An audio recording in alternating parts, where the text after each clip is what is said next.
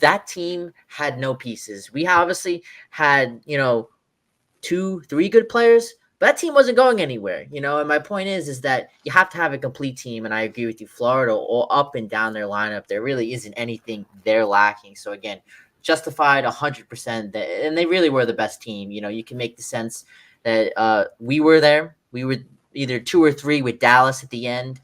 But again, I do agree that it is justified that Florida wins. Now, Aiden Hill and Stuart Skinner were in back-to-back. They were in successive Stanley Cup finals, and I think that was going to affect the Shesterkin conversation. So now that we start talking about the money, RIP Cap Friendly, apparently Vince Bercagliano reported that Lafreniere and the Rangers will not really be discussing the contract extension this summer, which means he really bet on himself. He went from, maybe being traded at this trade deadline to becoming a cornerstone of the team. And now I think he's seeing how much money he could get on that next deal. So that's big news. The bigger news, I think, is about Igor Shesterkin, because I think if Skinner won the Stanley Cup, it would have had major implications on Shesterkin. Now, we've heard the conversations about he would probably get paid 14% of the cap. That's what Carey Price was paid at the time that he was the best goaltender in the league. That would be around $12 million, Steve. So it's going to make the offseason very interesting. I want to know your thoughts about a Shesterkin extension. Yeah, listen, I think that the Rangers are approaching this, and I've said this before. I think the Rangers are approaching this when it comes to Laf and Igor. Let's combine them for a quick second. I think they're doing it right. I think Lafreniere, we should hold off. We saw a great year from him. He took that next step. That was something we wanted to see. That was one of our main goals, and we got it.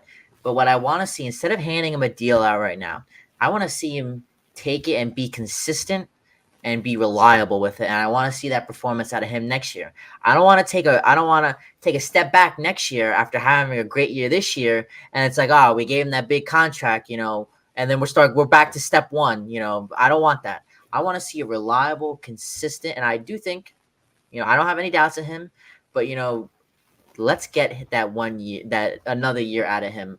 I want him to prove it that he is a long-term piece for this franchise. And again, contract year, let's get one more year out of him. I like that. Igor is different. Igor is different in the sense that you see it with goaltenders all the time in this league. That's the one position in this league where if you're not stable there, your franchise is going nowhere. I mean, we've seen give you the most recent example in the Devils. They've had a lot of faults, but again, they're one constant piece. They could have been even a better team if they had consistent, reliable goaltending. Now they got Markstrom. It's a different story. They're going to be a different. You have to expect them to be better next year. But again, the Rangers have Igor. We know Igor isn't going anywhere. Let's lock him up because again, the longer the Igor conversation goes, Chives, this is more of a distraction for our team. It's going to be you know how New York gets. You know how reporters get. You've been in the room with many of them. They're going to be asking about him all season long about this. And I don't want that to be a distraction. Last year's regular season, we're in the middle of doing our puck talk grades. Check the gram out for those. Igor's grade is dropping soon. Amazing playoffs. But again, his regular season, let's dip it back. Did not have a strong regular season. And I don't want him to go through next year's regular season constantly being asked about his contract and having that thought on his mind. I want to put that aside and I want to cement this is our guy because the longer this goes on, we're going to talk about a lot of rumors today. The rumors are going to go on. He's not staying with New York, blah, blah, blah, blah, blah. All this nonsense, blah, blah, blah. So let's lock him up. So Laf, I'm okay with. Igor, let's do it. I'm curious to see where you stand if you agree with me.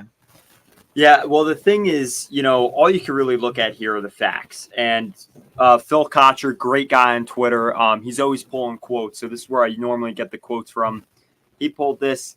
It is believed that Shesterkin is not feeling pressured to extend before next season begins. So that's from a league source. I believe that was off of Vince article. Peter Bowe, The Athletic. And that they're not throwing around numbers, that the conversation's, again, going to be more about the cap percentage. But if he's not feeling the pressure, Shesterkin's a guy, I never spoke with him once. Like, he speaks with some of the tried and true reporters here and there, but he's mostly reserved. So with that, I think that it may actually not be an issue about pressure, but it might be about his regular season performance. The benefit is that Jonathan Quick's re-signed, so you still have that comfortable backup, right? And I think that's going to be big, because as much as we saw in the regular season, I agree with you. Where I disagree is where it matters is the playoffs, and he showed up. He was clearly the Rangers' best player. Yeah, and when you look at it, I agree with you on that point, but it's not a given where let's say Igor has the same season he has next year, that he's going to be lights out again. That's I don't want to be gambling with that kind of stuff. So I just Yeah. want to get it. We know it's coming. So you might as well just get it over with. There's no reason to pull an Aaron Judge and kill us all and make us sit here and let us go crazy until the last second to resign him. So I agree with you on that point. And Loff, do you agree with Loff?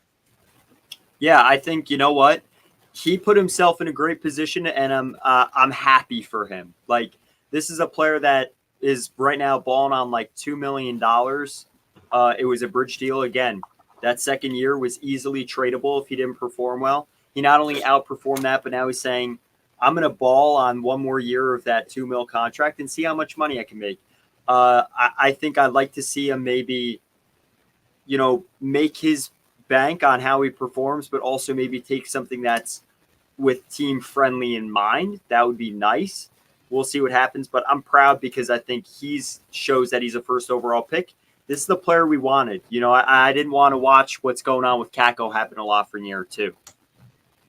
Yeah, I mean, it's bad enough you got one player. You don't want another player. Yeah. And I guess you could throw Hito in that conversation too. Coming back from injury, you don't know what he's going to give you. You don't want to go back to square one for all three players. Even though Hito got extended, performance has the potential to be an issue. So I do agree with you on that.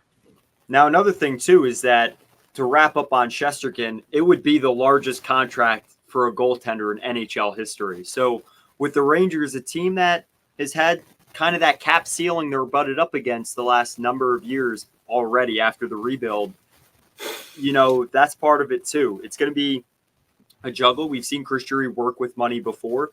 He clearly knows how to make the move with Barclay Goodrow to fully get rid of a contract that seemed kind of immovable for free. He didn't have to trade an asset or attach a prospect.